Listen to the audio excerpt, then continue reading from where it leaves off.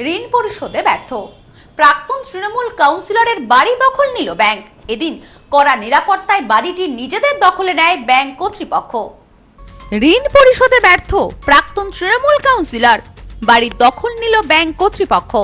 জানা গেছে, হালিশহর পৌরসভার 2 নম্বর ওয়ার্ডের প্রাক্তন তৃণমূল কাউন্সিলর ব্যাংকের নেওয়া ঋণ দীর্ঘদিন ধরে পরিশোধ না করায় বড় পদক্ষেপ নিল ব্যাংক কর্তৃপক্ষ। শুক্রবার কড়া পুলিশি নিরাপত্তার মধ্যে ব্যাংকের উচ্চপদস্থ আধিকারিকেরা কাউন্সিলরের বাড়িতে পৌঁছে সম্পত্তির দখল নেন এবং বাড়িটি সিল করে দেন।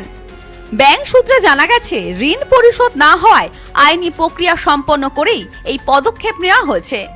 ঘটনাকে কেন্দ্র করে এলাকায় ব্যাপক চাঞ্চল্যের সৃষ্টি হয়েছে। ঘটনায় অপ্রীতিকর পরিস্থিতি নিয়ন্ত্রণে রাখতে ঘটনাস্থলে মোতায়েন ছিল পুলিশ বাহিনী।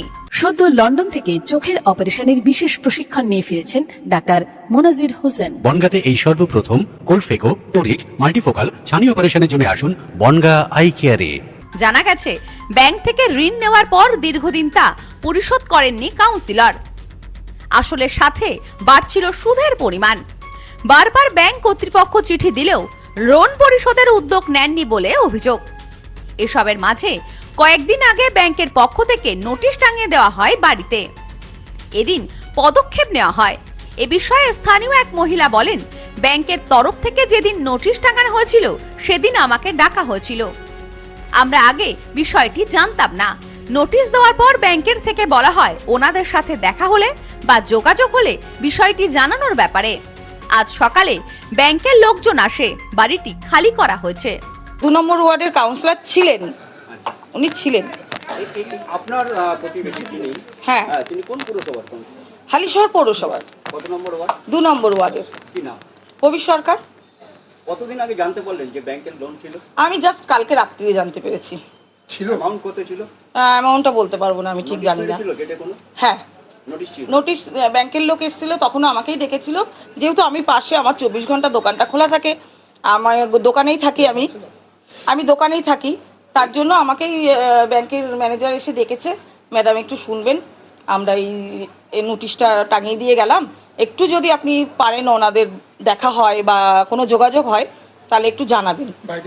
না না, যোগাযোগ হয়েছিল বলতে আমার 2 দিন আগে, মানে এই ঘটনা হওয়ার 2 দিন আগে দিদিভাইয়ের সঙ্গে যোগাযোগ হয়েছিল। মানে কবির সরকারের বউ, আমি দিদিভাই বলি তো তাই। জানিয়েছিলেন তাকে? হ্যাঁ হ্যাঁ, তিনি কি বললেন? তা বলেছিলাম, মানে তাকে ডাইরেক্ট তো পাইনি, আমি অন্য লোকের মাধ্যমে জানিয়েছিলাম তাকে।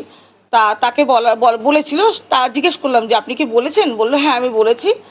তারপরে কালকে জানলাম যে এরকম সিল করতে আসবে। এই সামগ্রীগুলো নিয়ে যাবে কোথায় তা তো বলতে পারবো না, গাড়ি এসছে, এখন কোথায় নিয়ে যাবে, কি করবে।